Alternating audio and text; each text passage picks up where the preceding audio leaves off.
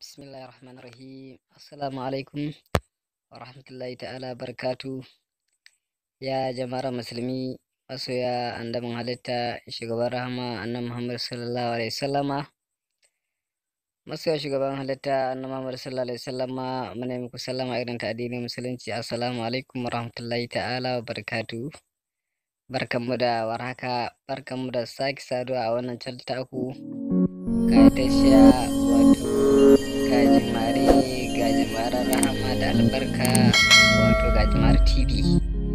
Alhamdulillahi, kamar yadda kuka sani yan uwa, wannan channel ta ce mai albarka mai dubban tarihi wanda ke kawo muku wato magunguna da fa'idoji daban-daban wanda suka shafi wato musulunci da kuma taimakon al'umma, wanda da alhamdulillahi da yawa yan uwa sun fahimci abin da yake cikin wannan channel taku, kuma ana kawo abubuwan da alhamdulillahi suka yi daidai da al'umma da zamantakewa.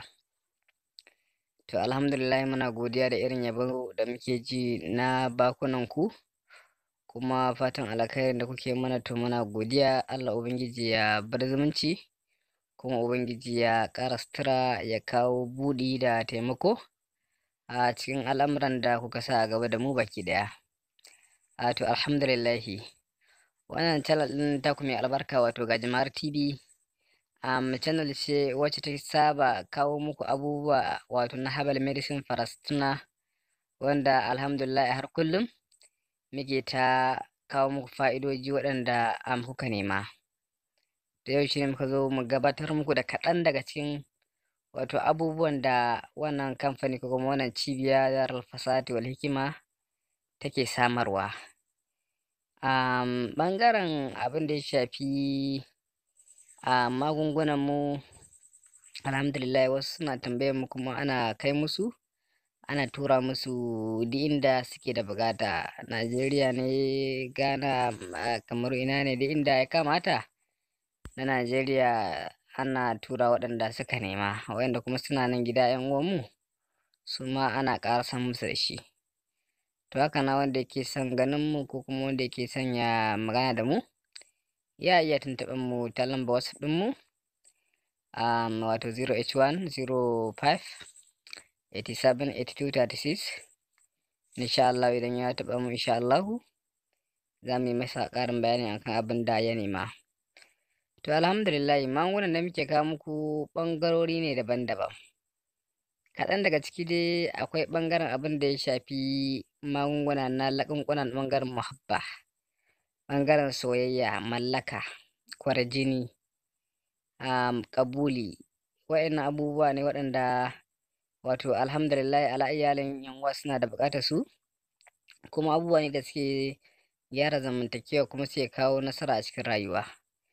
Yau abin da ya shafi soyayya, akwai abubuwan da magunguna waɗanda ake yi da kuma waɗanda ake turawa. Akwai wani kwalli wanda ake ce masa kahlal hubbi wa tamlik. Mafi yawanci wasu alhamdulillah an tura musu shi. Kwalli ne ake sa shi domin farin jini da kuma mallaka da jawo farin jinin al'umma, ko kuma mace mai miji ta mallaki mijinta, ko kuma miji ya mallaki matarsa, ko kuma uban gida ya mallaki 'ya'yansa. Wannan kwalli kenan. Sannan kuma akwai wato azabatul hubbi, shi ma ake yin sa don wato samun soyayya da karɓuwa a cikin al'umma, ko samun mallakar budurwa ko yaro ko ubangida. Sannan sai mu tsallaka abin da ya shafi wato kwarjini, ko kuma abin da ya shafi wato ƙabuli. Akwai wato buhurul fathi, abin da ya shafi harkokin buɗi na kasuwanci, ana amfani da shi, wanda yake ƙara buɗewar harkoki da kuma samun manyan kwastomomi a harkar kasuwanci. A ɓangaren taruka na ruwa akwai ma'u jalabal mashhur. Wannan turare ne wanda ake shafa shi don wurdi, don samun haɗuwa da mutanen ƙwarai, manya-manyan abokan hulɗa na kasuwanci. Akwai kuma jami'atul rizki, wani turare ne shi ma ana amfani da shi gurin samun ƙabuli da samun tabbatuwar al'amari da kuma wato biyan buƙatu. Sannan kuma akwai wato ma'u jalabal akbar, ruwa ne da ake sanya shi a ruwa ake ɗan ɗiga shi domin yana kawo farin jini da kwarjini, kuma yana ba da nasara akan abin da aka sa a gaba, kuma yana ƙara lafiya a karan jiki. Sannan kuma maujalabal akbar ana amfani da shi a ɓangaren abin da ya shafi maganin karatu, shi ma ana zuba shi.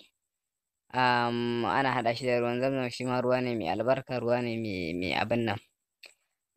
Sai wato abin da ya shafi taruka na hayaƙai, akwai wato bukurun ra'adu, akwai bukur Ibrahim, akwai wato bukur Zulkarnain, akwai wato turaruka abin da ya shafi wato hayaƙai na kora aljanu da kuma iska, su ma akwai su kala-kala da alhamdulillahi akwai su daban-daban.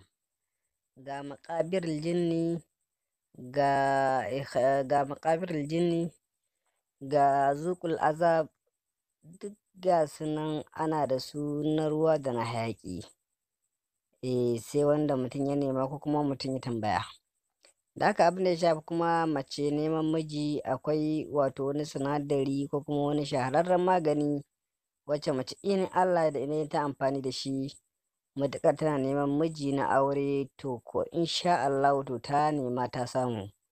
Dan in Allah da kafin wannan ƙunshin ya fita da ƙafarta, to Allah subhanahu wata'ala zai kawo mata miji na ƙwarai, miji na aure wanda zai nemi aurenta da gaske ba da wasa ba.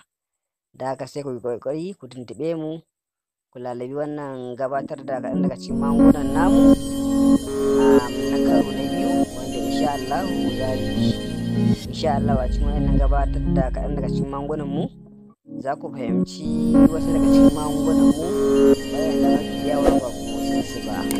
Muna godiya, muna salatu da sallama a bisa shugaba da alayensa baki daya.